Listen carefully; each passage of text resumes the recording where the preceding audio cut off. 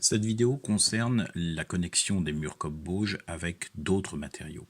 Nous allons ici aborder d'abord la question des planchers. Dans la bauge traditionnelle, les solives, les poutres sont mises en œuvre au fur et à mesure de l'avancement des élévations en bauge.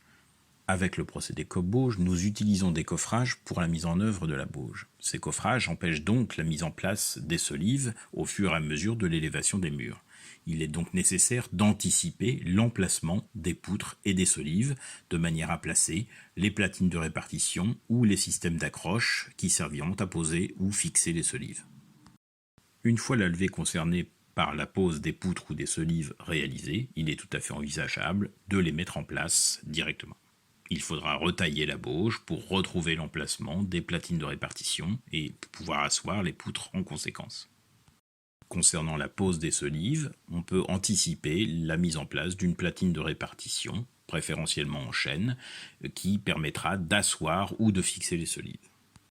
Une fois la levée apte à recevoir des charges, les emplacements des solives peuvent être retaillés de manière à les encastrer dans le mur en s'appuyant sur la platine de répartition préalablement noyée dans la bauge, ou, comme on le voit sur la droite ici, on peut fixer une muralière sur la platine de répartition ancrée préalablement dans la bauge et fixer par la suite à l'aide de sabots les solives sur cette muralière.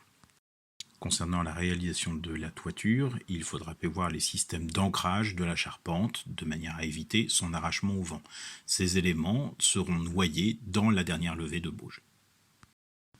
Une fois la dernière levée sèche, on pourra alors mettre en place la sablière en la fixant grâce aux filetages qui ressortiront de la dernière levée de bauge. La problématique majeure de la connexion de la bauge avec des structures rigides, bois, béton, pierre, concerne la problématique du retrait lors du séchage. Il est nécessaire de prévoir des solutions d'accroche qui soient relativement souples, comme ici, à l'aide de pâte métallique sur l'ossature bois, qui permettra à la bauge de faire son retrait correctement. Lorsque la bauge est réalisée a posteriori, on peut également anticiper en réalisant dans la structure rigide un creux ou un élément en saillie qui permettront de lier mécaniquement la bauge et cette structure rigide. On peut également, si l'on procède par étapes successives, trouver un système de harpage, comme dans la maçonnerie traditionnelle, qui permettra de lier les deux structures. On peut également, en dernier recours, avoir un enduit qui recouvre l'ensemble des deux structures, permettant ainsi de combler le vide qui apparaîtrait au séchage entre la bauge et la structure rigide.